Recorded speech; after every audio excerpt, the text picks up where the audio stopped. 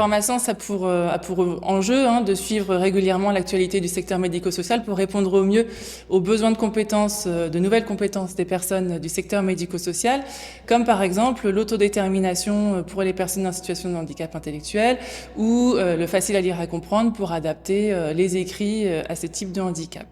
Donc voilà, on est quotidiennement à l'écoute des nouveautés du secteur pour répondre vraiment aux besoins, être au plus près des besoins des professionnels du médico-social.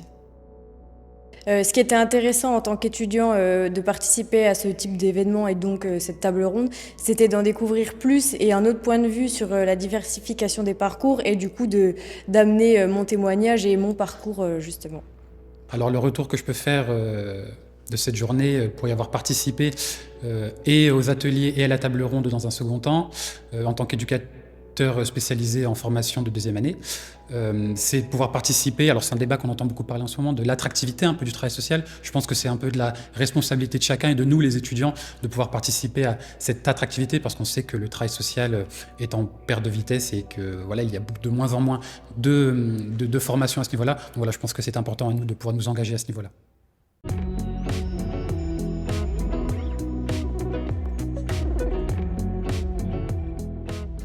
Bien, malgré l'absence de confiserie, visiblement, les stands ont un certain succès et une partie du public ne s'en détache pas. Je vous propose, pour respecter les horaires de chacun et chacune, de reprendre. Donc, sur cette deuxième table ronde que nous avons dédiée à la question des formations, du lien entre la théorie et la pratique, le terrain, des nouveaux outils qui peuvent être consacrés à ces formations, de la capacité pour les structures de formation à s'adapter aux nouvelles attentes, avec plus ou moins de... M. Gégère va nous en parler rapidement, en tout cas très prochainement, des freins aussi ou des difficultés qui peuvent se poser vis-à-vis d'une certaine injonction, encore là aussi, notamment sur le plan réglementaire ou le plan des politiques qui sont engagées. Vous nous parlerez aussi, je crois, du contexte de blocs de compétences, de spécialisation qui répondent, on l'a vu tout à l'heure, qui répondent ou non avec pertinence ou moins de pertinence à une vision peut-être de bloc, de structuration et de compartiments de public qui seraient ou qui devraient être homogènes, ce qui n'est pas forcément le cas. Voilà, bon, je ne vais pas prendre trop d'avance par rapport aux propos que vous allez avoir. On accueille donc, alors Marcel Gégère, si quelqu'un a raté le début, je vous présente à nouveau, même si vous ne figurez pas sur le PowerPoint à nouveau. Vous êtes professeur émérite au Conservatoire national des arts et métiers, vous avez été titulaire de la chaire de travail social pendant pas mal d'années. Vous avez occupé différentes fonctions de terrain. Vous êtes, je ne l'ai pas dit tout à l'heure, parce qu'on a évoqué l'articulation sanitaire, sociale, médico-social, et votre emploi initial, si je peux me permettre de l'appeler ainsi, c'est infirmier en milieu psychiatrique, c'est ça. Hein. Et vous êtes membre du Haut Conseil du travail social et vous êtes également président de l'UNAFORIS, donc tout à fait en lien avec une partie de notre public et nos intervenants présents et le sujet de la formation, puisque c'est l'Union nationale des acteurs en formation, recherche en intervention sociale. Voilà, pour commencer, on a dit tout à l'heure qu'il était assez difficile parce qu'il y avait une sorte de flou dans les contours de la définition qu'on peut avoir du travail social et de sa finalité, même s'il y a une définition légale, même s'il y a aussi une définition de bon sens. On parlait à un moment de la Constitution et tout simplement du fait d'aider les gens à être mieux.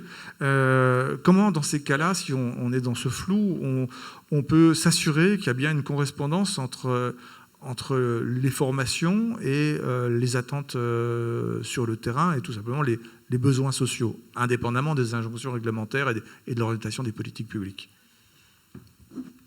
En fait, parce que j'ai été directeur d'IRTS, mais quand j'ai commencé comme formateur en 1982, déjà j'entendais le discours comme quoi on était en décalage avec les attentes du terrain et qu'il y avait un écart entre la théorie et la pratique. J'ai toujours entendu ça, et y compris dans ma formation d'infirmier, je pense que dans toutes les formations, ça revient régulièrement. Je rappelle quand même que la formation, elle est constituée pour moitié par un temps de stage, et donc l'alternance fait que la responsabilité n'incombe pas uniquement au centre de formation, mais également au secteur lui-même.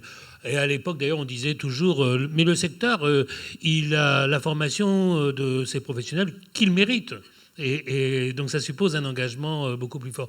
En réalité, le problème qui s'est posé, et on voit qu'aujourd'hui la réforme envisagée est une réponse possible à cette question. D'abord, il y avait, on parlait de l'émiettement du secteur et des métiers. Il y a toujours eu aussi un émiettement de l'appareil de formation. Pendant très longtemps, jusque dans le début des années 2000, il n'y avait que 11 IRTS estampillés. Il y en a eu un 12e, après ça s'est arrêté. Mais il y a une centaine d'établissements de formation, dont beaucoup à l'époque étaient des monofilières, et pour lesquels finalement le contrôle était plus ou moins léger. Enfin, donc moi, je garde un très bon souvenir de mon époque où j'étais formateur, parce que en fait, on faisait comme on voulait. Enfin, il y a eu cette idée aussi que l'internat était obligatoire. Cette époque, elle est révolue depuis déjà pas mal d'années. Il y a une structuration du secteur, avec, quand on parle de formation, la nécessité, qui n'était pas évidente au début, mais maintenant qui paraît très claire, d'articuler formation initiale et formation dite tout au long de la vie ou formation continue. Parce qu'en réalité, pendant longtemps, d'ailleurs, les organisations professionnelles ne s'adressaient pas spécialement aux établissements de formation du secteur. Il y avait quand même un écart. Aujourd'hui, on raisonne. Vous allez voir le lien que ça fait avec l'actualité de la réforme envisagée des diplômes d'État. C'est-à-dire qu'aujourd'hui, on raisonne en termes de continuité de parcours qui vont, c'est un des problèmes auxquels on est confronté, qui vont des niveaux, comme on dit, infra-bac, un vocabulaire pas très adapté, assez désagréable à l'oreille, mais qui couvrent finalement l'ensemble des niveaux, et qui d'ailleurs a comme conséquence de ne pas inscrire, toujours aujourd'hui, la formation des travailleurs sociaux dans le processus de Bologne avec le dispositif LMD, licence, master, doctorat, et à toujours maintenir des décalages avec le monde universitaire.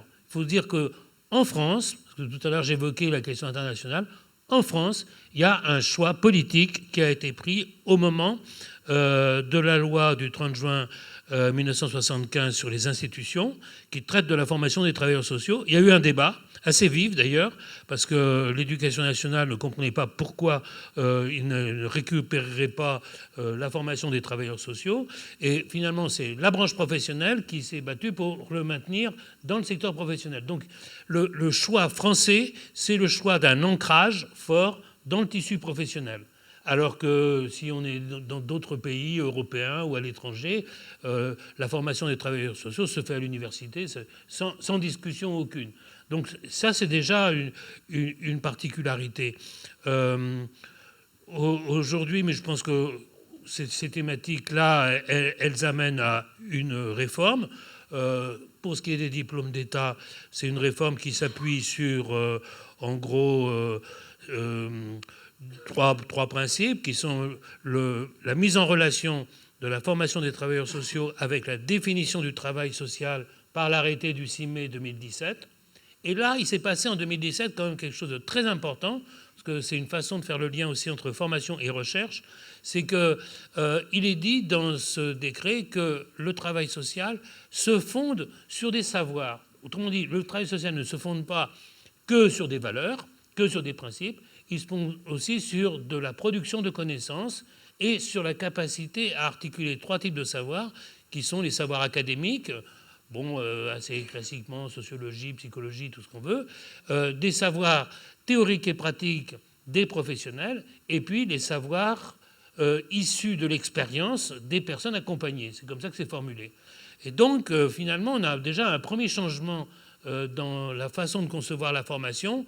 C'est que du coup, si on raisonne en termes de savoir, se pose la question de comment s'opère la production de savoirs nouveaux. Donc le lien entre formation et recherche s'établit là. Mais surtout, il y a la question des savoirs expérientiels des personnes accompagnées. Alors ça, c'est quelque chose que l'appareil de formation commence à mettre en route, mais enfin avec une certaine lenteur. Certains IRTS ont recruté des personnes issues de la rue pour devenir formateurs, mais comme il y a un problème statutaire, ils ont le statut de conseiller technique. Donc l'IRTS Parmentier en a recruté 2. Et puis il y a aussi d'autres IRTS qui ont commencé à s'y mettre. Donc premier changement, c'est ça, c'est-à-dire qu'on considère que la formation des travailleurs sociaux n'est pas que le fait des formateurs professionnels. C'est le fait d'un ensemble qui sont les professionnels, les personnes accompagnées elles-mêmes. Le deuxième élément, c'est de se dire, on forme pourquoi, pour qui? On forme pour des personnes accompagnées qui elles-mêmes évoluent dans leur parcours, puisqu'on a parlé tout à l'heure de parcours, ils évoluent dans leur parcours, ils évoluent y compris avec des ruptures dans les parcours, des aléas, etc. Et donc, ils sont susceptibles d'être accompagnés par des professionnels de qualifications différentes.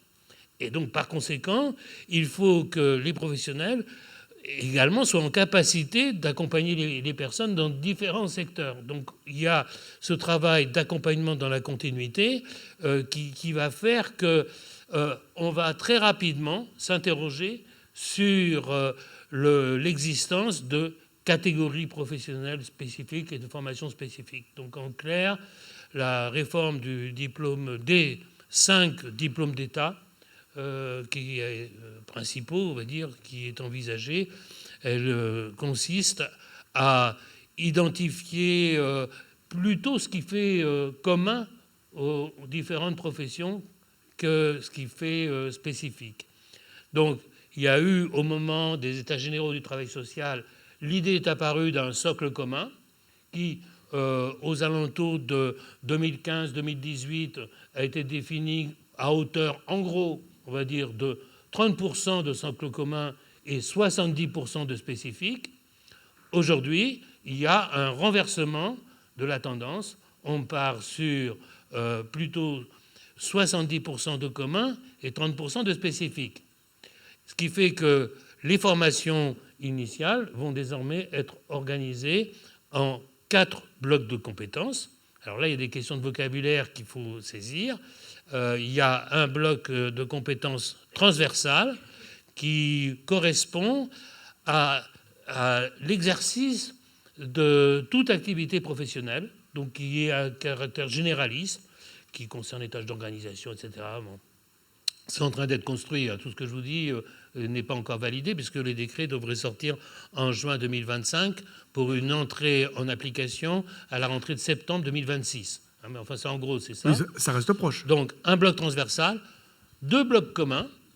Et alors, du coup, ils sont transversaux, mais à l'intérieur du monde des travailleurs sociaux, avec un qui est plutôt tourné sur les questions de coopération entre les acteurs et l'autre tourné sur les questions de participation. C'est dire si la question de la participation des personnes occupe une place très, très importante. Et puis, alors, on va parler comme ça, le BC4, le bloc commun, le 4e, est un bloc spécifique et il sera différent selon qu'on veut se former au diplôme d'État, d'éducateur, d'assistant de service social, le JE, ETS, etc. Sachant que pour les éducateurs techniques spécialisés, il y a une difficulté qui n'a pas encore été tout à fait surmontée. Ça, c'est le premier changement. Et puis alors, il y a un deuxième aspect qui me semble quand même très important et qui va peut-être correspondre plus aux attentes du secteur, c'est d'associer à la fois des compétences, on va dire techniques, entre guillemets, des capacités spécifiques pour exercer ces métiers, avec des compétences nouvelles qui sont au nombre de 4, je vous les indique comme ça. Il y a une compétence qui est rattachée aux 2 blocs communs et qui concernera l'accompagnement de la transition écologique, et le message quand même très fort. Le deuxième qui existe déjà dans les formations, mais qui va être renforcé et qui est présenté comme un questionnement éthique et réflexivité, qui est attaché au bloc de compétences numéro 3. Donc ça renforce plus. En plus de ça, c'est quand on parle d'éthique, on ne parle pas de déontologie. Donc on est au-delà ou en deçà de la question des normes. Le 3, alors ça paraît un peu étonnant, mais c'est une façon de souligner la dimension relationnelle et humaine et qui s'intitulerait ou s'intitulera « Intelligence émotionnelle en travail social », rattaché au bloc 3. Et puis un 4e, alors qui lui concernera plutôt la formation des cadres à première vue, CAFERUIS, DEIS et CAFDES, et qui porterait sur qualité de vie et santé au travail. Vous remarquerez au passage que ce sont des questions quand même assez sensibles, parce que notamment dans la formation des éducateurs spécialisés, on est plutôt sur un ajustement aux évolutions de la société et des politiques publiques, mais se pose quand même la question de la rupture, enfin moi je dis ça une rupture, un décalage avec les cultures professionnelles classiques. Donc on n'entend plus trop parler de psychanalyse, de psychologie, de psychosociologie. On est quand même sur un modèle qui se rapproche du modèle anglo-saxon du social worker. Donc du coup, ça, je ne sais pas trop comment les choses vont se jouer. Ce qu'il faut en retenir surtout, c'est qu'il y a un mouvement. Alors, la DGCS continue de dire on ne touche pas au diplôme d'État, mais enfin, il y a quand même un mouvement d'unification du champ. Et puis, le dernier élément, c'est que, comme vous le savez, il y a un débat à propos des licences professionnelles et des bachelors, pour lequel on avait une certaine réticence. Au stade où on en est, l'idée est de reconnaître à équivalence un diplôme d'État et une licence pro ou un bachelor. Le premier mouvement qui est très voulu par l'État, c'est de faire reconnaître la licence professionnelle et le bachelor dans le Code de l'action sociale et des familles. Et le deuxième mouvement, si c'est ça, on se battra pour la réciprocité et faire reconnaître les diplômes d'État, à l'inverse, dans les statuts, notamment les statuts de la fonction publique. Donc on va quand même sur beaucoup d'interrogations sur des questions identitaires. Enfin, c'est en tout cas. Alors, ce que j'évoque là, c'est vraiment l'état d'une réflexion qui est encore très ouverte, hein, donc c'est pas complètement bouclé. Et je termine juste sur la formation professionnelle. L'idée était déjà dans le livre blanc du travail social, c'est de rendre obligatoire pour tout professionnel. Alors, on ne sait pas si c'est 2 jours ou 3 jours au titre de la formation continue. Tout le monde y passera. Et après, la question, c'est qui va financer. Mais si les branches professionnelles sont d'accord, ça peut s'envisager. Pour la fonction publique territoriale, ça va peut-être autre chose.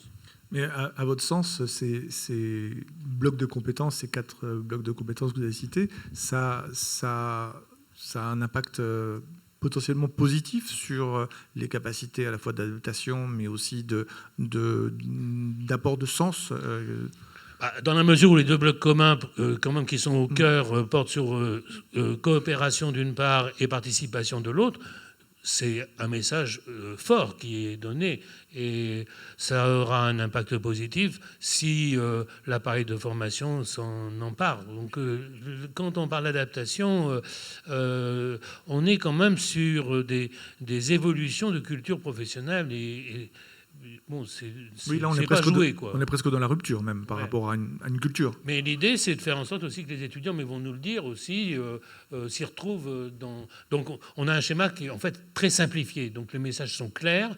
Et l'enjeu, c'est de répondre à la crise d'attractivité aussi.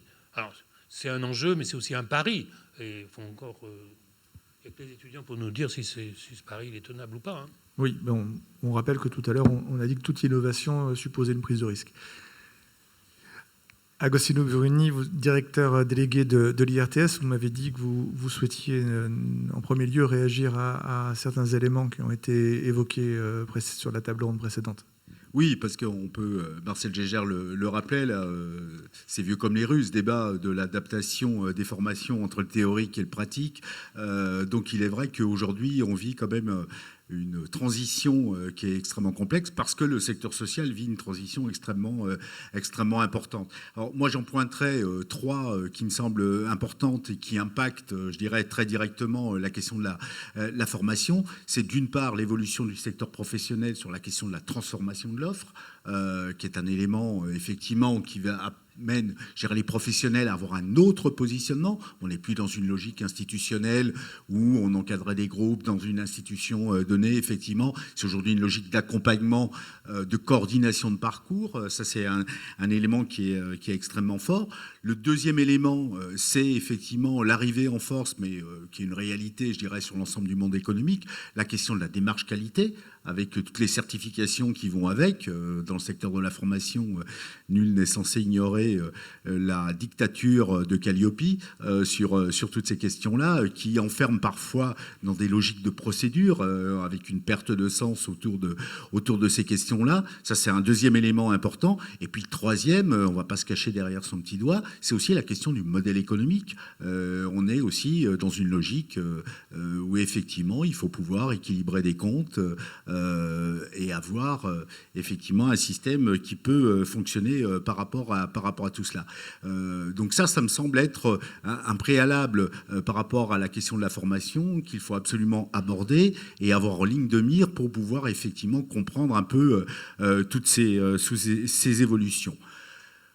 Le point qui me semble important ensuite de pointer aussi sur la question de ces évolutions, ces adaptations de la question de la formation, c'est la question en fait des profils professionnels et la question du débat entre les métiers et les fonctions. C'est-à-dire qu'aujourd'hui, voilà, on n'embauche pas que des éducateurs spécialisés, des assistants sociaux. Aujourd'hui, il y a de nouvelles fonctions qui apparaissent, telles que coordinateur, telles que référent, telles que facilitateur de parcours, qui aujourd'hui font que vous avez des gens qui ont suivi des formations d'éducateurs spécialisés, d'assistants sociaux ou de conseillers en économie sociale et familiale, qui se trouvent à occuper ces nouvelles fonctions et qui veulent dire qu'effectivement, il faut avoir une certaine adaptation, je dirais, à toutes ces questions-là. Aujourd'hui, la question de l'articulation, on parlait des parcours des personnes accompagnées, mais il y a aussi le parcours, effectivement, des apprenants, c'est-à-dire cette articulation entre le parcours professionnel et le parcours formation. Quand on est dans une logique de formation tout au long de la vie, ça va prendre, effectivement, tout son sens par rapport à tout cela. Après, il y a effectivement la réalité, je dirais, intramuros de tous les organismes de formation et les établissements de formation. C'est la question du profil des apprenants. Alors, vous avez pas mal de paramètres aujourd'hui qui entrent en jeu. Le premier qu'évoquent tous les instituts de formation de travail social, c'est effectivement le rajeunissement, c'est-à-dire une entrée en formation qui se passe dès le baccalauréat. Alors qu'on a pu connaître des périodes où on laissait toujours un temps de maturation, on laissait les gens vivre une expérience autre avant d'entrer en formation. Donc ça, c'est un premier élément. Et puis, d'autres évolutions qu'on voit de manière très importante, alors là, qui sont extrêmement prégnantes, je dirais, dans toutes les formations de l'encadrement, c'est ce qu'on appelle les hors-secteurs, c'est-à-dire des gens qui ont vécu un parcours professionnel dans un autre secteur qui peut être l'industrie, la banque, l'immobilier, et qui, un jour, tel le Saint-Esprit qui tombe sur les apôtres, découvrent le monde du social et viennent dans le secteur. Alors toujours avec un discours qui est extrêmement récurrent sur ces questions-là. J'ai envie de retrouver du sens dans ma vie professionnelle et donc je me dirige dans le secteur social. Je ne vous cacherai pas que certains tombent de l'armoire au bout de quelques temps, mais il n'empêche que c'est quand même un discours qu'on retrouve de manière importante. Autre élément qui me semble clé aussi, c'est la question de la modalité des financements de la formation. Voilà, il n'y a pas effectivement dans un scénario assez classique où la sphère publique finançait un certain nombre de formations, où le secteur professionnel, au travers des OPCO, finançait des formations. On a aujourd'hui une hybridation de ces modalités de financement qui sont extrêmement complexes à mettre en œuvre dans des temporalités extrêmement difficiles et qui impactent énormément toutes ces questions-là. Et puis, il y a la question, assez basiquement aussi, qui est le profil des formateurs, qui est extrêmement important. Voilà, qui dit formation, dit pédagogie.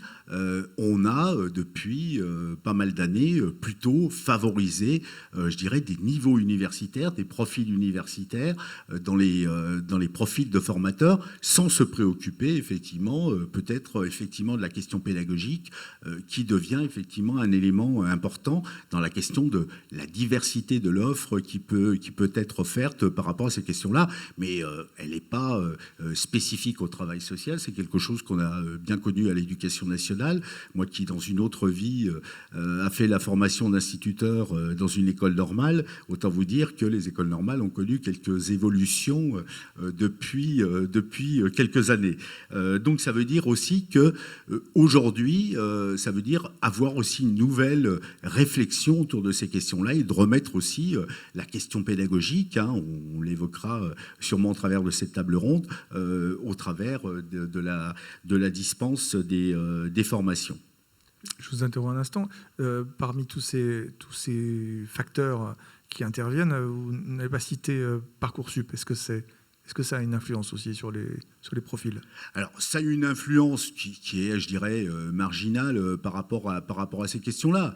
Après, c'est effectivement la question de l'évaluation au travers d'un dossier Parcoursup, des capacités, de la potentialité à entrer en formation par rapport à cela. C'est vrai que voilà, on prend dans le catalogue un certain nombre pour maximiser ses chances par rapport à cela, et c'est vrai que c'est peut-être effectivement un dispositif qui serait peut-être intéressant de revoir de manière importante. Après, je rejoindrai un élément que Marcel Gégère évoquait tout à l'heure, qui est la question des blocs de compétences. Voilà, on est dans un pays qui vit dans la dictature du diplôme. Si vous n'avez pas le diplôme estampillé, vous ne pouvez pas exercer. Aujourd'hui, voilà, cette évolution vers ce qui est plutôt la réalité anglo-saxonne, de réfléchir plutôt dans ce domaine de blocs de compétences, est assez intéressante, et on le voit bien.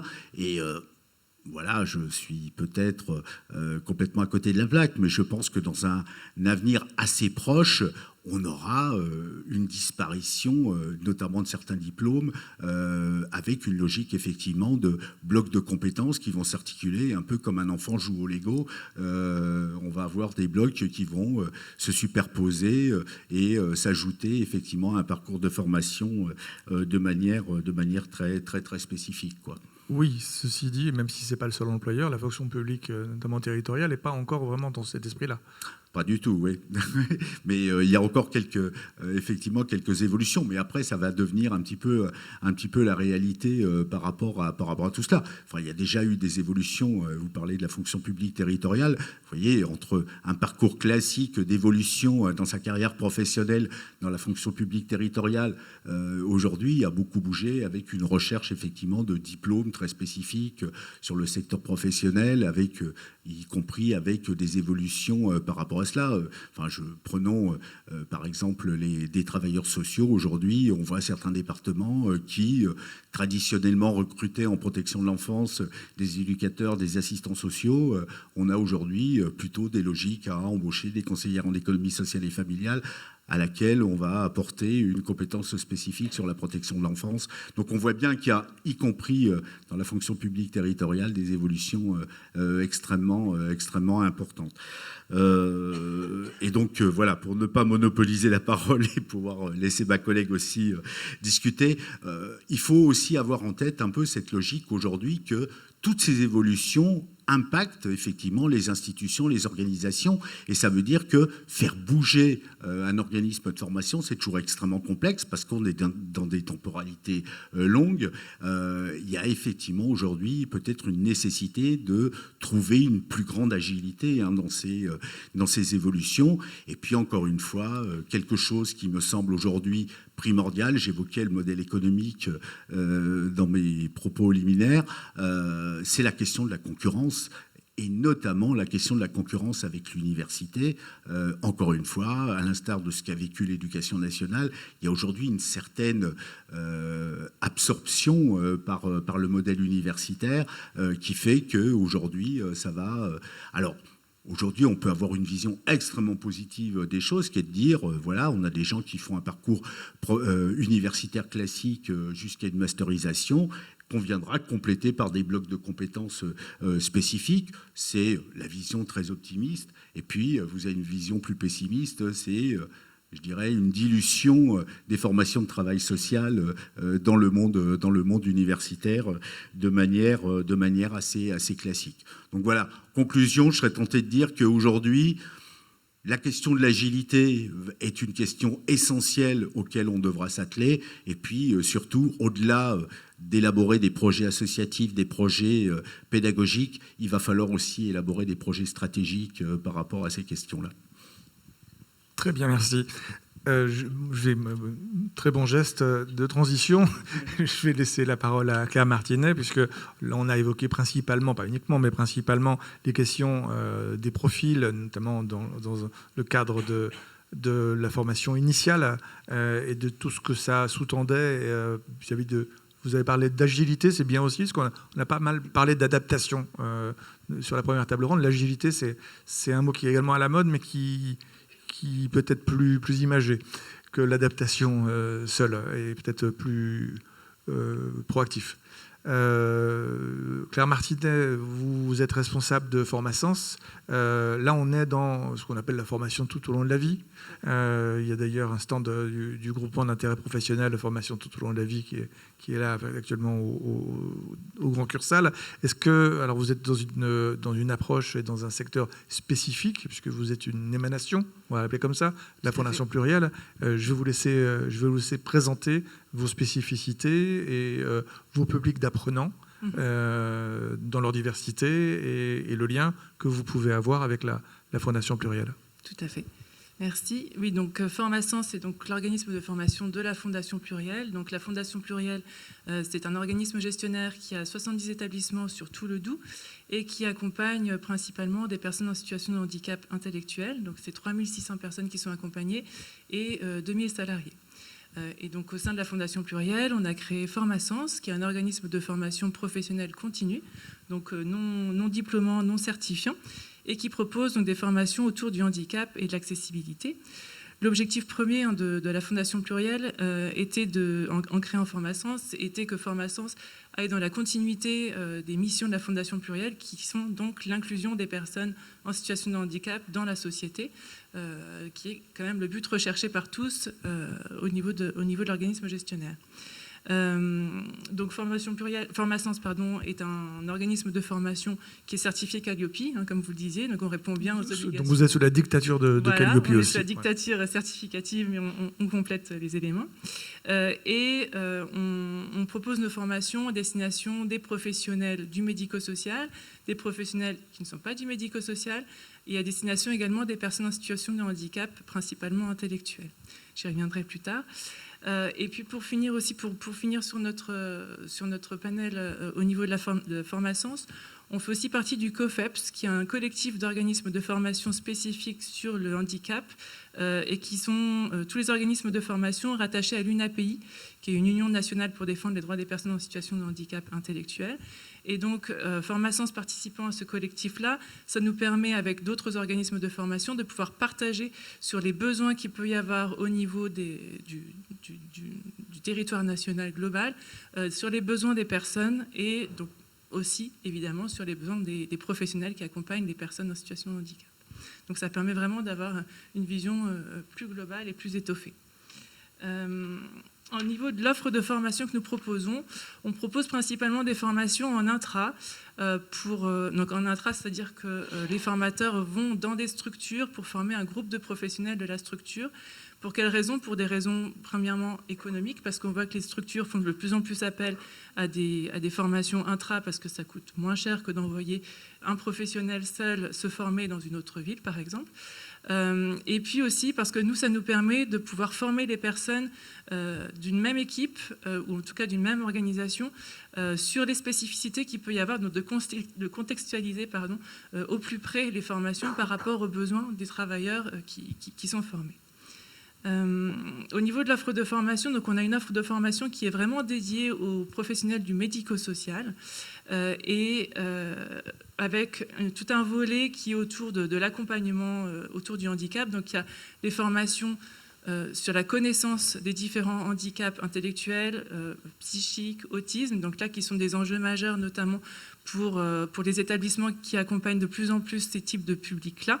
Donc on forme les professionnels sur ces nouveaux, maintenant c'est plus si nouveau que ça, mais voilà, sur ces types de handicaps-là, sur l'accompagnement. Mais aussi sur une offre de formation un peu plus spécifique sur des outils qui peuvent être très pointus, comme par exemple l'échelle de Brazelton, qui est un outil pour identifier au plus tôt auprès des nouveau-nés ses compétences et puis éventuellement les besoins qu'il peut avoir, ou bien des formations sur l'accompagnement des personnes en situation de handicap à domicile, ou devenir référent sport en établissements médico-sociaux par exemple. Donc là, on est vraiment sur des formations à destination professionnelle médico-sociale, aide à domicile, et puis aussi les publics qui accompagnent les personnes âgées. On propose aussi des formations, on essaye d'être toujours en lien avec les besoins et les évolutions du secteur, notamment, comme vous le disiez, pour accompagner les personnes dans leur parcours. Il faut aussi que les professionnels soient formés au fait que les personnes accompagnées peuvent choisir leur parcours. Donc on les forme aussi sur l'autodétermination, par exemple, pour que les professionnels puissent accompagner au mieux les personnes dans leur autodétermination, et aussi sur des outils qui sont maintenant vraiment nécessaires, tels que le facile à lire et à comprendre, par exemple, pour permettre aux personnes accompagnées de pouvoir comprendre les écrits qu'on leur propose ou pouvoir communiquer avec eux plus simplement. Et enfin, on propose aussi des formations aux professionnels pour qu'ils puissent accompagner au mieux les personnes en situation de handicap dans leur quotidien, notamment pour aller sur Internet en sécurité, pour savoir aussi tous les éléments autour de la vie affective et sexuelle, pour aussi pouvoir quels sont les éléments autour de la parentalité, parce qu'il y a aussi beaucoup de personnes en situation de handicap qui sont parents, donc il faut aussi que les professionnels puissent accompagner au mieux ces personnes-là. Donc voilà, on va vraiment chercher les sujets qui sont vraiment importants et qui se posent de plus en plus auprès des travailleurs pour pouvoir répondre à ces besoins-là. Et puis on a un autre volet de formation qui est à destination directement des personnes en situation de handicap elles-mêmes. Donc ça peut être les personnes en situation de handicap qui travaillent dans des ESAT par exemple, avec des formations autour du travail, la qualité, l'hygiène alimentaire, enfin voilà, des choses très spécifiques, mais également les formations qui font le pendant de ce que j'ai évoqué tout à l'heure au niveau des professionnels, notamment former les personnes elles-mêmes autour de l'autodétermination par exemple, ou autour d'aller elles-mêmes aussi sur Internet en toute sécurité, voilà, donc les montées en compétences, mais également savoir prendre la parole en public, savoir être élu d'un CVS, d'un conseiller à la vie sociale dans son établissement, c'est être administrateur, parce qu'il y a aussi beaucoup d'associations maintenant qui font de plus en plus, qui intègrent de plus en plus des personnes en situation de handicap dans leurs conseils d'administration, donc il faut aussi pouvoir les former. Donc voilà, on propose aussi tout un panel de formations directement à destination des personnes en situation de handicap. Parce que c'est quand même les premiers intéressés, donc il ne faut pas les oublier. Après, on a également tout un volet de formation qu'on propose au-delà des professionnels du secteur médico-social, donc pour toujours permettre l'accessibilité des personnes dans la société, il faut pouvoir aussi former la société sur le handicap. Donc on propose des formations de premier niveau de connaissance sur le handicap toujours intellectuel, psychique, autisme, mais aussi sur les différents outils comme le facile à lire et à comprendre, comme je l'évoquais tout à l'heure, ou sur les maintiens dans l'emploi des personnes en situation de handicap. Donc on intervient sur les trois volets de formation, professionnels du secteur médico-social, personnes en situation de handicap, et puis tout public, au-delà de notre secteur. La spécificité qu'on a aussi, c'est au niveau de nos formateurs. Là, on va chercher, alors vous me le direz, on va toujours chercher des formateurs experts, mais là, la spécificité qu'on peut avoir, c'est que nos formateurs sont principalement des professionnels de la Fondation Pluriel. Avec le 2000 salariés de la Fondation Pluriel, il y a évidemment beaucoup de compétences qui sont présentes et beaucoup de personnes qui sont expertes autour de l'accompagnement de personnes en situation de handicap. Donc on va chercher ces compétences-là sur la base du volontariat, de leur expertise, de leurs compétences, et on les fait monter en compétences pédagogiques. Comme vous le disiez, c'est très important aussi la pédagogie. Donc on va chercher les experts et on les fait monter en compétences pour qu'ils deviennent formateurs, pour qu'ils puissent transmettre leur savoir. Donc voilà, c'est vraiment le point qui pour nous est important, c'est de prendre les compétences là où elles sont. Et pour les formateurs, ces nouveaux formateurs, c'est très intéressant aussi parce que donc ils montent en compétences en pédagogie, mais aussi ça leur permet de valoriser leur expertise au-delà de leur quotidien, enfin, voilà, de montrer une autre facette de leurs compétences. Et puis ça leur permet aussi de faire un pas de côté par rapport à leur mission du quotidien. C'est vrai que le retour des formateurs, c'est souvent de dire « Ah, bah, ça fait du bien de voir ce qui se passe ailleurs. Ça fait du bien de voir comment ça... » voilà, d'être confronté à d'autres problématiques que mon quotidien de tous les jours. Et aussi, quand ils vont former dans le milieu ordinaire, donc dans la société classique, ça leur permet aussi de voir voilà, les besoins qu'il peut y avoir au-delà de notre secteur, ou quand ils forment directement les personnes en situation de handicap, ils peuvent aussi voir les possibilités de monter en compétence des personnes en situation de handicap. Donc ça permet vraiment d'avoir un éventail de connaissances, en tout cas, enfin pas de connaissances, pardon, un éventail de visibilité autour des besoins des personnes, qu'elles ce soit les personnes en situation de handicap elles-mêmes, ou les personnes dans la société, ou les personnes au sein des établissements et des structures d'accueil de ces personnes-là. Donc ça permet vraiment de pouvoir répondre à un besoin global. Nos formateurs, on va aussi les chercher au-delà de la Fondation Pluriel, en s'associant avec d'autres associations, toujours à but non lucratif, sur d'autres territoires. Donc il y a par exemple Sésame Autisme ou l'ADAPI du territoire du Doubs, qui là aussi, on va chercher aussi leurs professionnels pour les monter en compétences et pour faire des formations. Ça permet ainsi de pouvoir étoffer notre réseau de formateurs, nous diversifier aussi sur différents territoires. Et puis ça permet aussi pour les associations, qui peuvent elles aussi avoir des besoins de formation qui viennent de leurs partenaires, par exemple, de pouvoir y répondre directement avec leurs professionnels via un vrai organisme de formation certifié Qualiopi, toujours, avec le petit estampillage qui va bien. Et puis, on va aussi chercher des formateurs un peu au-delà de cela, quand on n'a pas les compétences sur des thématiques bien spécifiques ou qu'on identifie vraiment des besoins qui pourraient être intéressants à proposer, enfin des thématiques qui pourraient être intéressantes à proposer. On va chercher des formateurs dans d'autres associations. Alors, bien sûr, en premier lieu, Droit Devant 25, c'est vrai que j'ai oublié de l'évoquer. Droit Devant 25, qui est une association d'autoreprésentation de personnes en situation de handicap intellectuel, fait par nous, enfin, à des formateurs pour Formasens aussi, parce que la spécificité aussi de Formasens, c'est de proposer des formations avec des personnes professionnelles et des co-formateurs en situation de handicap intellectuel qui amènent du coup leur connaissance de l'intérieur de leur handicap pour pouvoir former au mieux les personnes qui sont en face. Donc évidemment, Droit Devant 25 est un partenaire privilégié.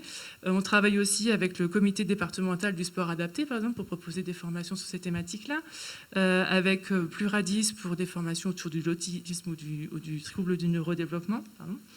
Le CAMS du Doubs aussi, qui a des compétences très spécifiques autour des nouveau-nés, et puis les formations, les associations comme l'ARIS, par exemple, pour l'insertion professionnelle, et l'ADNA pour le handicap cognitif. Donc on va vraiment chercher les compétences là où elles sont.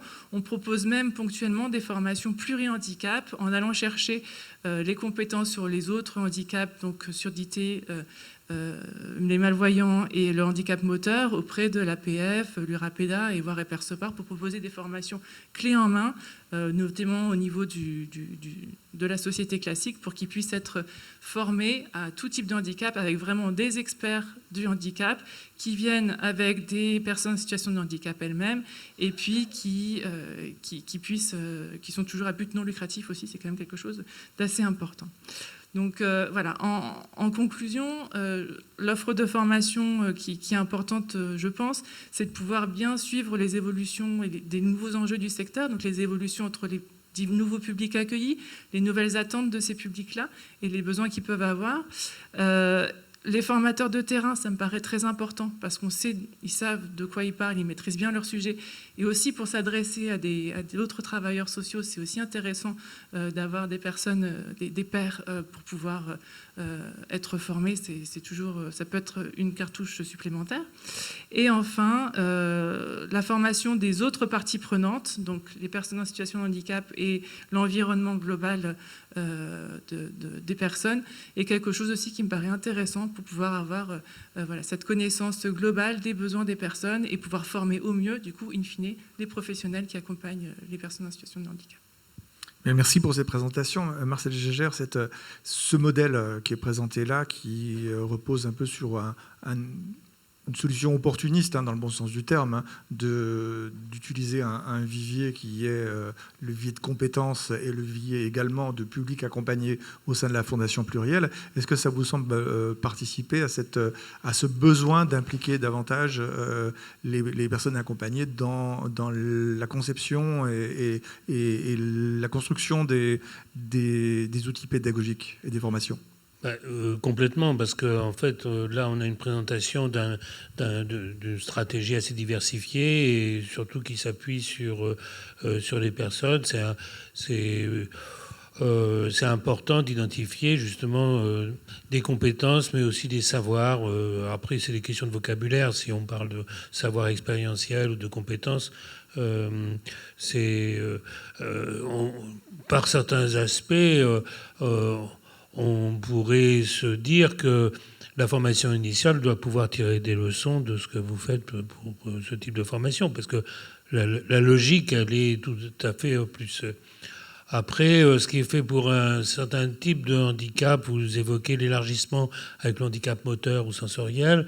Après, c'est comment on élargit encore un peu plus, quoi, parce que le monde du handicap, parfois, pourrait avoir tendance à se refermer un peu sur lui. Mais bon, j'ai vu que dans les stands, il y avait notamment un GEM qui était représenté. Donc, il y a des formes de handicap psychique qui sont quand même assez proches aussi d'autres types de formations. Et l'idée de s'appuyer aussi sur des ressources dans le milieu social ordinaire me paraît tout à fait intéressante, oui. Agostino Burini, alors à toute proportion gardée, parce que là, il y a un effet d'opportunité ou d'opportunisme, encore une fois, mais est-ce que c'est transposable ou est-ce que des structures comme les IRTS s'emparent de ces objectifs ? Complètement. Enfin, je ne l'ai pas évoqué dans mon propos. C'est vrai que j'ai parlé de manière un peu plus globale de ce qui relève effectivement de ce qu'on appelle la formation initiale.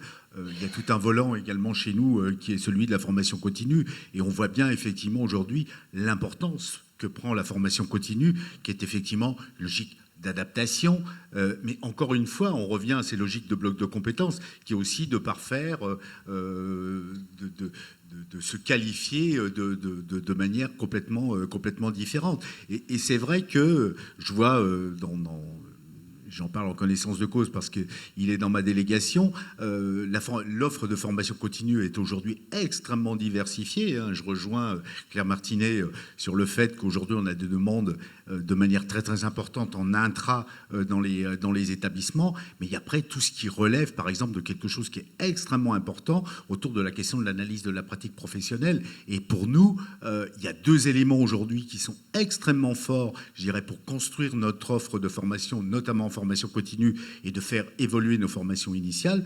C'est la question de l'analyse de la pratique professionnelle et la question aujourd'hui de l'évaluation des établissements qui sont aujourd'hui deux actions sur lesquelles on intervient énormément et qui aujourd'hui viennent effectivement alimenter toute notre offre de formation continue. Mais elle est aujourd'hui, je dirais, l'évolution inéluctable de la formation. Merci. Maintenant, on va se tourner vers j'ai demandé l'autorisation, vous appelez étudiant. Je vais vous laisser vous présenter, puis je vais vous poser une question liminaire.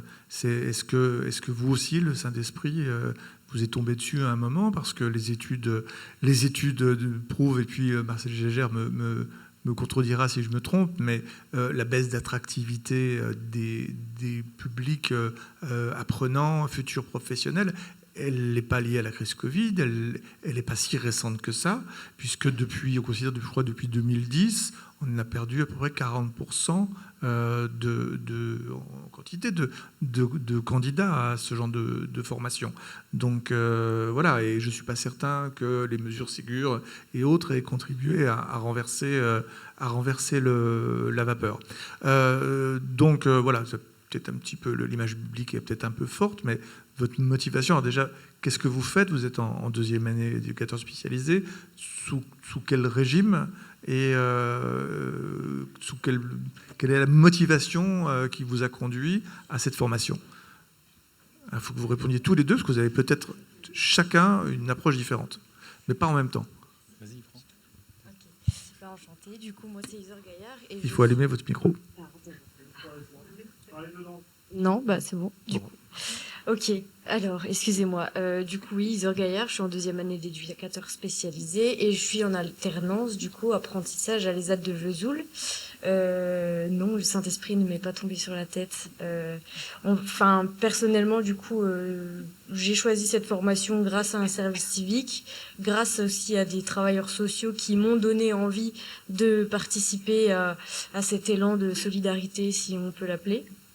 Et après, du coup, oui, l'IRTS de Besançon, parce que l'IRTS de Besançon, c'était le plus proche. La formation... Qu'est-ce que tu attendais de la formation, toi ? Est-ce qu'on doit répondre sur la formation en général ou c'est une question qui viendrait après?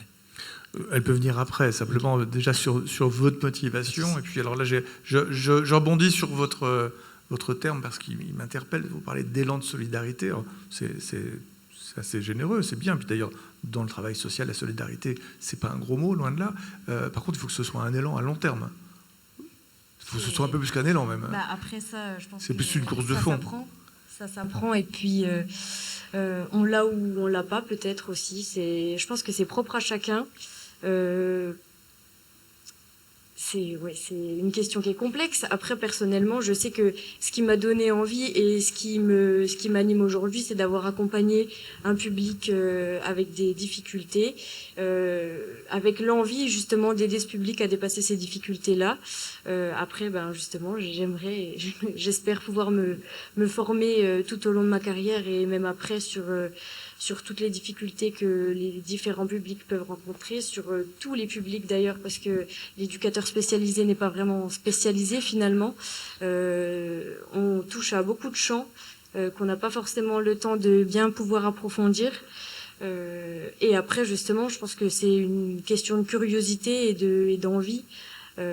Et encore une fois, elle s'anime par l'Institut de formation et par nous-mêmes, mais c'est un élan après à nous de l'entretenir.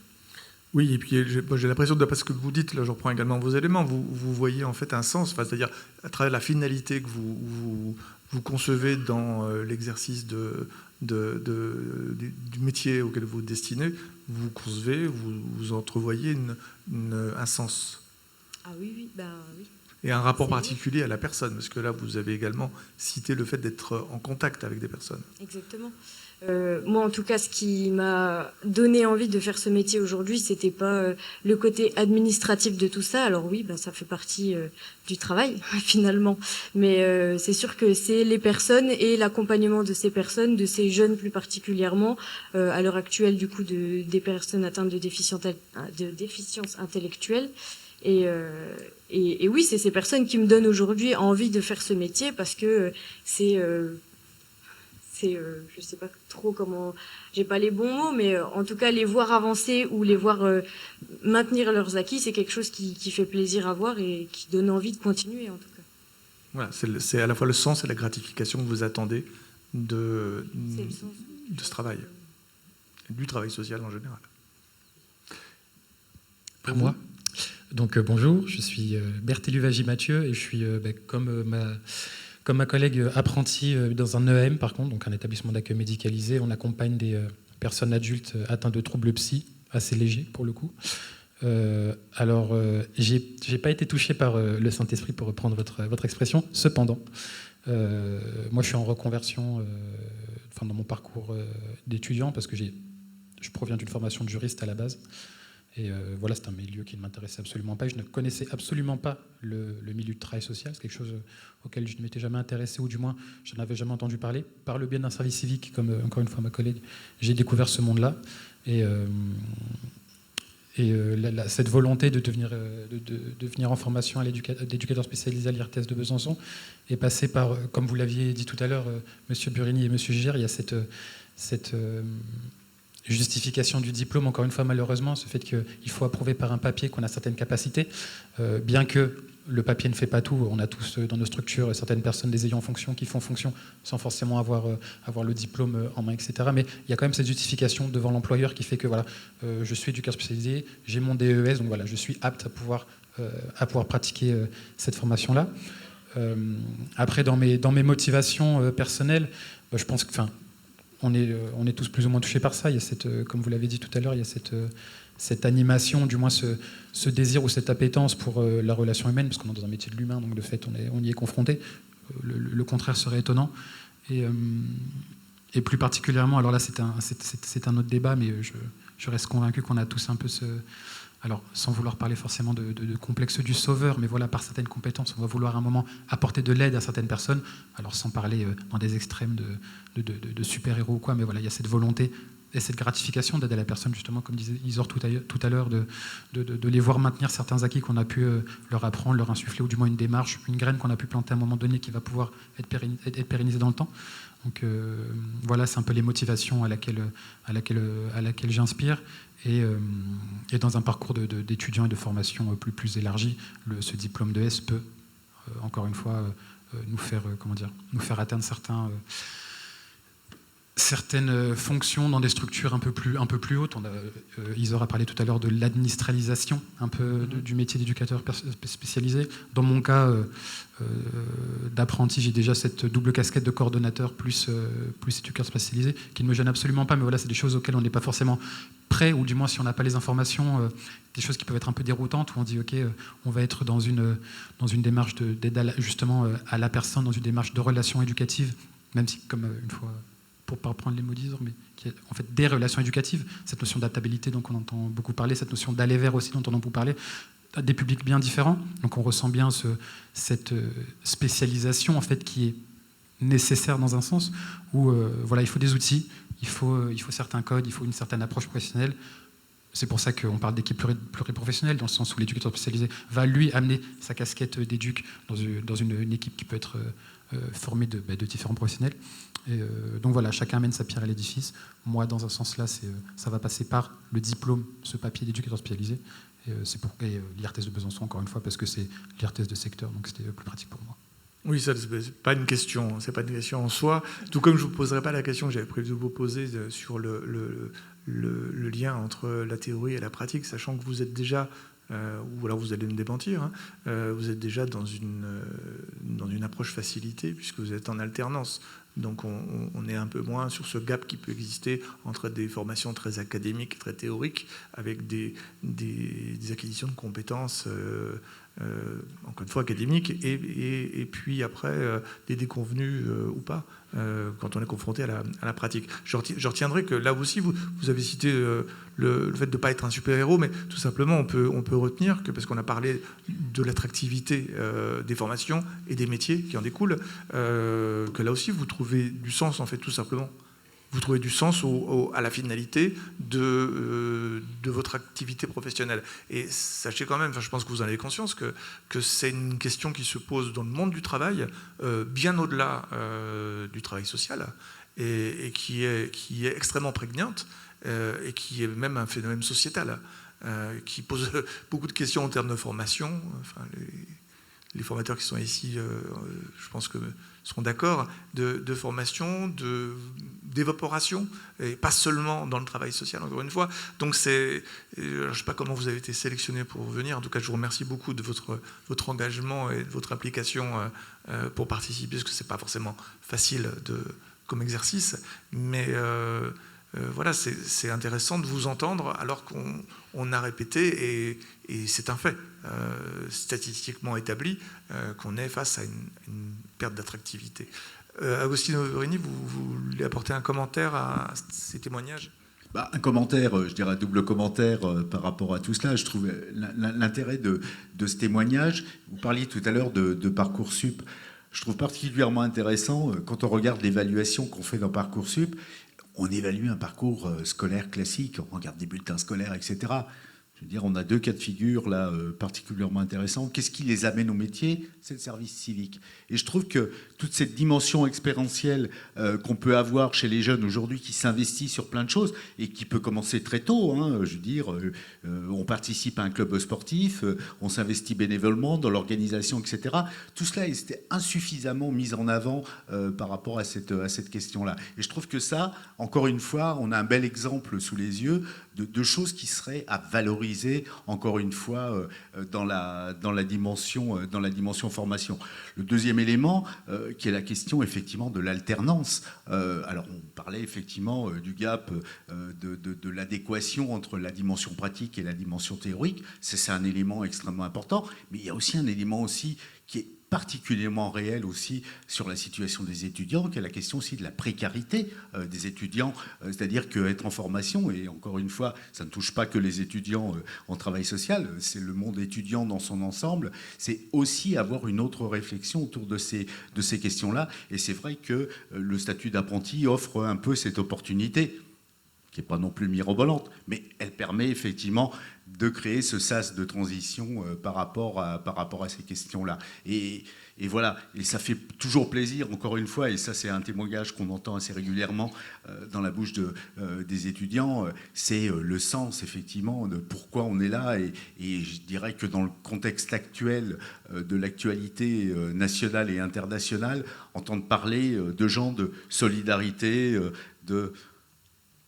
même d'être sauveur du monde, je veux dire, mais je vous le concède, et je veux dire, gardez-le bien, parce que, encore une fois, dans le contexte actuel, c'est quelque chose qui n'a pas de prix. Oui, parce que si je puis me permettre, je vois qu'il y a pas mal d'étudiants, enfin je pense de jeunes en recherche de projets professionnels. L'attractivité, elle est moindre sur ce métier, et encore plus dorénavant, vu que depuis le 1er mars, nos salaires sont baissés sur les prochains contrats d'apprentissage, que les aides, elles sont compliquées à avoir parce qu'il y en a très peu pour... voilà. C'est sûr que la question de l'attractivité, la solidarité, pardon, c'est bien. Elle fait pas tout non plus. On a la chance et l'immense chance d'être en apprentissage. On n'a pas vraiment d'apprenants qui sont en voie initiale, c'est-à-dire qui doivent chercher des stages qui sont payés au lance-pierre, qui sont payés difficilement, même si c'est au lance-pierre. Et c'est sûr que sur ce point-là, on a vraiment, nous, de la chance. Après, c'est des choses à revoir aussi. Et comme vous l'avez dit, Monsieur Burigny, Isor, je ne sais pas, mais moi, typiquement, quand vu que j'étais en reconversion, cette notion d'alternance et de gratification, de fait monétaire, m'a fait sauter le pas. Je sais que, par exemple, si j'avais été en voie initiale, mais sans l'alternance, je n'aurais pas forcément accepté. C'était la proposition de mon employeur qui a été de me dire on te prend en contrat d'apprentissage d'éducateur spécialisé, qui m'a dit ok, je fonce, j'y vais. Très bien, en tout cas, je vais faire un petit plaidoyer pro domo, mais on parlait encore une fois d'attractivité. Je tiens à dire que ce type d'événement, comme ce forum, qui est ouvert à des participants associatifs, à des travailleurs sociaux issus de différentes collectivités ou d'autres organismes, mais aussi à des étudiants, à de futurs apprenants, puisqu'on était à quelques jours de Parcoursup, on l'avait évoqué ensemble. C'est aussi pour nous une façon de vous montrer et de montrer aux collègues investis chacun dans des missions particulières, soit de travailleur social, soit connexes au travail social, que c'est une façon de travailler à l'attractivité de ces métiers, en vous montrant qu'il y a une sphère de compétences, un écosystème qui, malgré plein de difficultés, est également capable de... Alors c'est un mot très à la mode, à la fois de résilience, mais aussi qui est porteur de sens. Et ça, je pense que c'est vous qui nous l'avez le mieux exprimé, parce qu'il y a une forme je ne vais pas parler de pureté, parce qu'on était beaucoup dans la Bible là, mais... Voilà, on pourrait continuer assez longtemps sur cette thématique, mais je voudrais qu'on reste quand même dans le format, plus ou moins dans le format qu'on avait indiqué. Donc je vais proposer à Marcel Jaeger d'avoir un propos conclusif, puisqu'il a un train ensuite à prendre, et puis voilà, on est dans la capitale de l'horlogerie, donc on essaie de s'y tenir un petit peu. Et puis ensuite, j'appellerai notre vice-présidente, Sylvie Vanlin, pour quelques mots à apporter en conclusion également. Oui, comme propos conclusif, peut-être quelques remarques dans ce que j'ai entendu. D'abord, pour faire le lien avec l'intervention des étudiants, de dire que c'est très important que sur ce genre de manifestation, les étudiants soient présents. On verra à l'avenir, il y aura peut-être aussi des personnes accompagnées, parce que c'est finalement les bénéficiaires en bout de course de la formation. Côté étudiant, comme je leur ai expliqué, il y a une fédération nationale des étudiants en milieu social. C'est assez curieux, mais ils ont choisi l'appellation non pas étudiants en travail social, mais en milieu social. Donc, de certaine façon, ils ont pigé déjà les enjeux d'une visée inclusive, et ils participent en ce moment aux travaux relatifs à la réforme des diplômes d'État, et c'est aussi une des raisons pour lesquelles la certification va changer, puisque ça sera essentiellement du contrôle continu, sauf sur un des blocs, mais il y a d'autres aspects sur lesquels ces étudiants sont intervenus, et c'est important. L'autre chose que je voulais dire, c'est que en 2023, en gros, on a eu énormément de rapports qui sont sortis. Vous évoquiez tout à l'heure des rapports de la Cour des comptes, il y en a au moins 2. Il y a des rapports du Conseil économique, social et environnemental. L'IGAS. Il y en a énormément, et des rapports PIFTO, etc. Je crois qu'aujourd'hui, la question, c'est de passer à l'acte, et qu'on attend les résultats un peu de ce qui peut sortir du livre blanc, sachant qu'il y a encore pas mal de points de discussion et de débat. Alors là, on n'a pas vraiment, franchement eu les points de débat. Il y en a au moins 2, par exemple. Il y en a un, puisque ça a été évoqué tout à l'heure beaucoup, c'est sur cette histoire d'aller vers. Alors là, c'est devenu quasiment le truc convenu, quoi. En fait, c'est pas si simple que ça, et un des rapports du Conseil économique et du Conseil supérieur du travail social a défendu une autre idée, qui était l'idée du travail social en retrait. Et en réalité, pour les professionnels, finalement, il y a 2 attitudes qui doivent pouvoir se manifester. Il y a bien sûr l'aller vers les personnes qui, sinon, sont abandonnées à leur solitude. Mais il y a aussi cette idée de ne pas être toujours dans un rapport intrusif aux personnes. Et il y a eu un rapport notamment de la protection judiciaire de la jeunesse, que je cite souvent, et qui concerne l'emprise mentale. On ne peut pas développer le pouvoir d'agir des personnes et leur participation si on leur prend la tête. C'est-à-dire qu'il y a un équilibre à trouver entre la prise de tête et le fait d'avoir un mouvement en leur direction. Et finalement, c'est là, à nouveau, un point d'équilibre difficile à trouver, et qui suppose qu'on soit aidé, et peut-être aidé dans le travail social par 3 leviers. Il y a un levier, je dirais, qui est celui j'avais évoqué, qui est la notion de projet, mais pas au sens de projet imposé comme objectif aux personnes, mais un projet co-construit, élaboré, qui donne du sens à l'action. Il y a la responsabilité spécifique de l'encadrement, y compris de l'encadrement pédagogique, parce que ça, c'est quand même... La question du management est posée dans le livre blanc.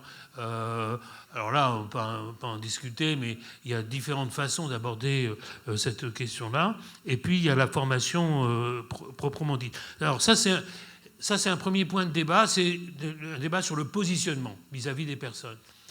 Il y a un deuxième débat qui touche à la formation, qui est un peu plus délicat, et qui concerne justement les rapports avec l'université et cette idée de filière licence, master, doctorat. Il y a alors même si c'est minoritaire, il y a quand même une volonté d'un certain nombre de travailleurs sociaux de pouvoir aller jusqu'à un doctorat en travail social, comme ça existe dans d'autres pays. Donc l'idée se discute aujourd'hui d'avoir une filière complète. Ça a un inconvénient, parce que si je raisonne uniquement en termes de LMD, quid des travailleurs sociaux qui sont avant le bac, et donc ça pose un certain nombre de problèmes, et ça pose le problème aussi de la reconnaissance du travail social comme une discipline académique. Donc entre une approche très professionnelle et une approche plutôt universitaire, ben là on va avoir encore un certain nombre de tensions. Et puis pour terminer quand même, je voulais revenir sur cette question de sens, parce que, d'ailleurs, dans l'intitulé de votre sigle, ça revient sans arrêt, cette histoire de perte de sens. Je voudrais attirer votre attention sur le fait que le mot « sens », il a plusieurs significations, et que selon la signification qu'on lui donne, ça ne donne pas exactement les mêmes résultats. Il y a une première signification qui est finalement la raison d'être. Mais cette raison d'être, elle est liée à un enracinement dans une histoire, dans des valeurs fondatrices, et qui font que ce sont des valeurs aussi bien sociétales, politiques ou professionnelles. Et ce qui donne du sens, c'est ce rapport que l'on a aussi à une histoire. Donc ça, c'est un des problèmes dans la formation des travailleurs sociaux, c'est que la question de l'histoire est pas souvent abordée, ou alors elle est abordée, histoire en protection de l'enfance, on a une série de dates à la queue leu, mais on n'a pas nécessairement une problématisation de cette histoire. La deuxième signification du sens, le sens, c'est le sens vers lequel je vais, donc c'est une finalité finalement, c'est une direction, c'est, à la différence du fait de prendre un sens interdit ou de faire un contresens, etc. Et là, on en revient à cette histoire de projet. C'est-à-dire que, y compris d'ailleurs quand j'ai présenté la réforme à venir des formations, en fait, on reste encore avec un sentiment d'incertitude par rapport à la finalité ultime. Et puis, il y a une troisième signification, ce qui donne du sens, je dirais, c'est une dimension plus affective, plus émotionnel, c'est ce qui donne du sens, c'est ce qui donne envie. C'est d'ailleurs la notion de, quand on parle d'attractivité, on parle peu d'attirance, mais enfin, on est quand même sur ce registre-là, parce qu'à la limite, des fois, même si c'est pas rationnel, ça. Et je crois que c'est dans ces trois dimensions-là qu'on peut voir quelque chose d'un avenir du travail social. Je serais moins inquiet des illuminations qui arrivent par le haut. Je trouve qu'au contraire, notre secteur, il a besoin d'un enrichissement. D'ailleurs, on peut avoir été instit, infirmier, etc. C'est déjà une forme d'enrichissement. Moi, j'ai été frappé quand j'étais coordonnateur CAFDES de voir arriver des gens hors secteur. Et je les ai vus aussi en exercice, notamment dans un SAMU social. Et j'étais quand même scié de voir leur capacité, y compris des jeunes sortant des grandes écoles qui n'avaient rien à voir avec le travail social, leur capacité à intervenir et pour le coup à donner du sens. Donc bon, mais je comprends qu'il y ait parfois un réflexe, j'allais dire un peu corporatiste, hein, enfin, ou en tout cas identitaire, hein, qui fait qu'on est parfois un peu trop prudent. Ça me fait penser à... On avait un étudiant... là où j'étais formateur, eh bien, il était en formation d'aide médico-psychologique. Donc, à l'époque, vraiment, c'était la base. Et en fait, il était ingénieur. Et c'est vrai qu'on s'est interrogé de savoir, mais qu'est-ce qu'il vient faire là-dedans? Il doit avoir quelque chose. Il n'est pas net.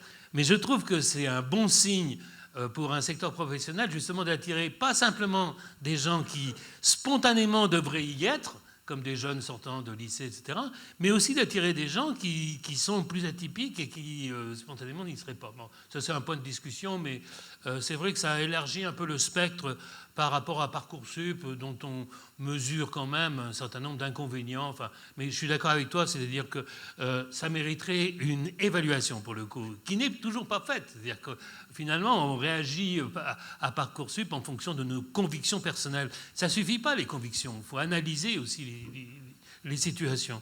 Voilà, je crois que c'est tout ce que je voulais dire. Bien, merci, mais je vous propose de laisser le dernier mot à Sylvie Vanlin, vice-présidente du CCS et maire adjointe aux Solidarités à la ville de Besançon. Je crois que Madame Vanlin va rester sur... Bien, écoutez, merci beaucoup pour cette journée. Alors, cette journée qui a déjà commencé par une réunion avec des associations partenaires dans le domaine social, donc une réflexion assez intense. Et puis avec vous, que je remercie d'être présent pour ce travail de réflexion sur le travail social. Alors j'ai noté plusieurs points. que le travail social, tout d'abord, il est essentiel. C'est un ciment de notre société, on ne pourrait pas faire sans. Il nous permet de nous adapter aux besoins et aux mutations de la société, j'ai bien noté. J'ai noté également que le travail social, il évolue avec les mutations de la société et il doit répondre aux besoins sociaux qui deviennent très hétérogènes. Et de même, il y a aussi les pratiques qui sont bousculées et réinterrogées avec ces différentes mutations. Et il y a plusieurs accompagnements également, j'ai bien noté ça.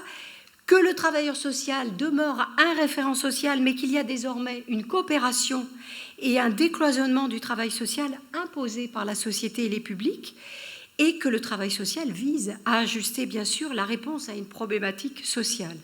Le travail social, c'est ce qui permet le développement du pouvoir d'agir, Monsieur Gesser, vous nous l'avez bien expliqué, et c'est ce qui donne du sens au métier. Alors, je retiens quand même de tout cela une véritable passion de votre métier et un véritable sacerdoce. On va repartir dans le domaine un petit peu religieux, c'est ce que je retiens. Et je suis vraiment heureuse de voir toute cette jeunesse qui est présente autour de nous avec les professionnels.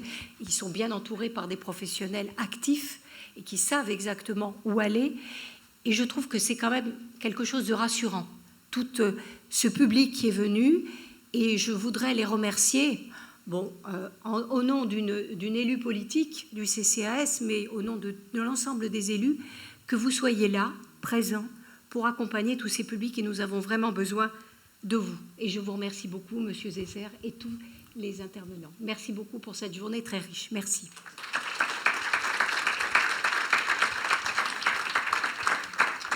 Bien, merci beaucoup pour votre participation. Je tiens à remercier à la fois les participants, visiteurs, les stands, mais également les collègues du CCAS qui se sont engagés et qui ont participé à cette construction.